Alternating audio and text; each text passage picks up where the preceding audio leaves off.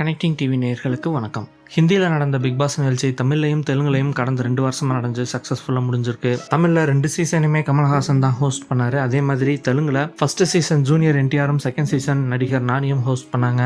இப்படி இருக்கிற பட்சத்தில் 3rd சீசன் ஆரம்பிக்க போகிறதா தகவல் வெளியாயிருக்கு. இது கூடிய சீக்கிரம் நடக்கும். பிக் பாஸ் ரசிகர்கள் ரொம்பவே ஆவலை எதிர்பார்த்துட்டு இருக்காங்க, யார் இந்த வட்டம் ஹோஸ்ட் ஆகுவாங்க அப்படின்னு சொல்லிட்டு. அந்த வகையில் தெலுங்கு பொறுத்த வரைக்கும் மேக்ஸிமம் நடிகை அனுஷ்கா தான் ஹோஸ்ட் பண்ணுவாங்க அப்படின்னு சொல்லிட்டு எதிர்பார்க்கப்படுது. அது மட்டும் நடந்துச்சு அப்படின்னு சொன்னால் பிக் பாஸ் வரலாற்றிலேயே ஒரு பெண் ஹோஸ்ட் பண்றது இதுதான் முதல் தடவை அப்படின்னு நம்ம சொல்லலாம். அனுஷ்காவுக்கு ஆந்திரா, தெலுங்கானா மட்டும் இல்லாம இந்தியா முழுக்கவும் பெரிய ரசிகர் பட்டாளமே இருக்காங்க.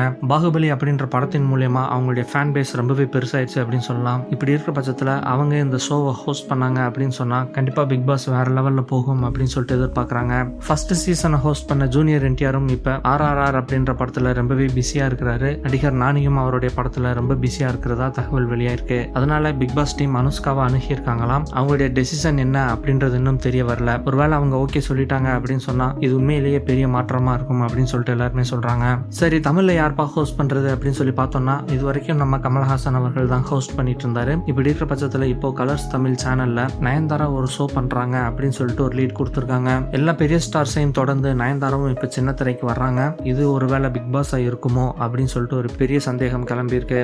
இது வரைக்கும் விஜய் டிவில ஒளிபரப்பான பிக் பாஸ் தமிழ் இனிமேல் கலர்ஸ் தமிழ்ல வரும் அப்படின்னு இன்னொரு பக்கம் சொல்லிட்டு இருக்காங்க. இது ஒரு பக்கம் இருக்க, இயக்குனர் சங்கருக்கு அவருடைய 25வது வருஷம் தமிழ் சினிமா பயணத்துக்கு இயக்குனர் மிஸ்கின் இப்ப ரீசெண்டா ஒரு பார்ட்டி கொடுத்திருக்காரு.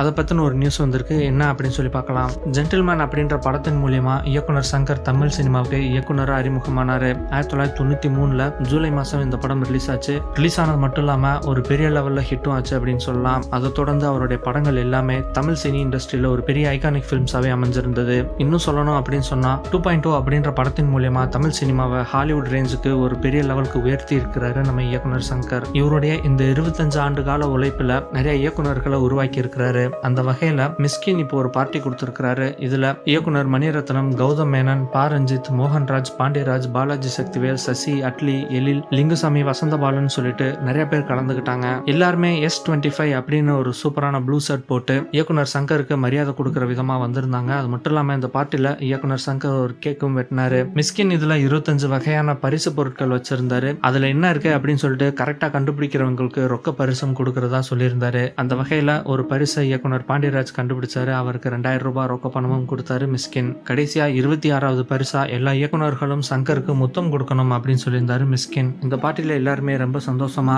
இயக்குனர் சங்கர் மேல ஒரு பெரிய மரியாதையோட வந்து கலந்துகிட்டாங்க. இயக்குனர் வசந்தபாலன் அவருடைய Facebook பக்கத்துல இதை பத்தி தன்னுடைய கருத்துக்களும் போட்டிருக்கிறாரு. இந்த மாதிரி இயக்குனர் சங்கரோடைய 25வது ஆண்டுகால வெற்றி திரை பயணத்துக்கு எல்லா இயக்குனர்களும் சேர்ந்து இதை கொண்டாடணும் அப்படின்னு சொல்லிட்டு இயக்குனர் லிங்குசாமி விரும்பினாரு. மிஸ்கின் இதை நடத்தினாரு. எல்லாருமே சேர்ந்து இந்த விழாவை நாங்க கொண்டாடணும், உண்மையிலே சூப்பரா இருந்துச்சு அப்படின்னு சொல்லிட்டு கேக் வெட்டின டேட்டையும் போட்டிருக்கிறாரு. அதாவது ஏப்ரல் 20ஆம் தேதி ஈவினிங் 6:30 நடந்ததா சொல்லியிருக்கிறாரு வசந்தபாலன்.